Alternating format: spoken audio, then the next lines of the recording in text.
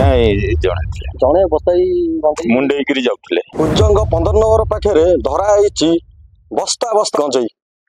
ଆଉ ଆମ ପାଖରେ ଅଛନ୍ତି ଅବକାରୀ ବିଭାଗର ଅଧିକାରୀ ଅଛନ୍ତି। ଆମେ ସିଧାସଳଖ କଥା ହେବା ଇଏ ଗଞ୍ଜେଇ କେମିତି ଧରା ହେଲା, ଇଏ ଏକ ବଡ଼ ସଫଳତା କହିବା।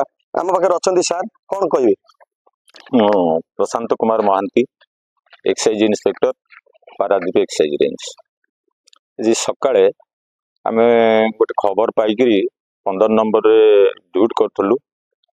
ଆଉ ଆମର କଲେକ୍ଟର ସାର୍ ଯେ ସୋନାଲଙ୍କ ନିର୍ଦ୍ଦେଶ କ୍ରମେ ଏବଂ ମୋର ସୁପରିଟେଣ୍ଡେଣ୍ଟ ଶ୍ରୀମତୀ ଅନିତା ପ୍ରଧାନଙ୍କ ପ୍ରତ୍ୟକ୍ଷ ତତ୍ତ୍ୱାବଧାନରେ ଆମେ ସେଠି ଡ୍ୟୁଟି କରୁଥିବା ସମୟରେ ଉକ୍ତ ବ୍ୟକ୍ତି ତାଙ୍କ ମୁଣ୍ଡରେ ଗୋଟେ ବସ୍ତା ମୁଣ୍ଡେଇ ଯାଉଥିଲେ।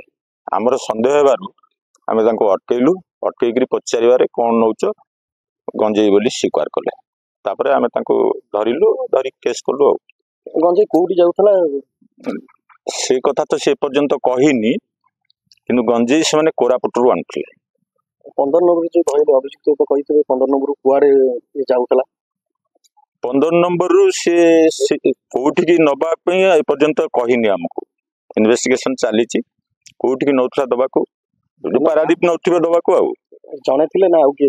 ନାଇଁ ଜଣେ ଥିଲେ। ଜଣେ ବସ୍ତାଇ ମୁଣ୍ଡେଇକିରି ଯାଉଥିଲେ। ଗାଡି ଫାଡି ନଥିଲା? ନା, କିଛି ନଥିଲା, ଗାଡି ଫାଡି ନଥିଲା। ଆପଣ ଶୁଣୁଥିଲେ ଯାହା କହୁଥିଲେ ଅବକାରୀ ଅଧିକାରୀ ଏବଂ ଜଣେ ବ୍ୟକ୍ତି କୁଜଙ୍ଗରୁ 15 ନମ୍ବର ପାଖରେ ବସ୍ତାରେ ମୁଣ୍ଡେଇ ମୁଣ୍ଡେଇ ନଉଥିଲେ ଗଞ୍ଜେଇ। ଆଉ ଗଞ୍ଜେଇକି ମାଡ଼ି ବସିଥିଲେ ଅବକାରୀ ବିଭାଗ। ପାରାଦୀପରୁ ସତ୍ୟଶିବ ପରିଡ଼ା, ଓଡ଼ିଶା ଭାସ୍କର।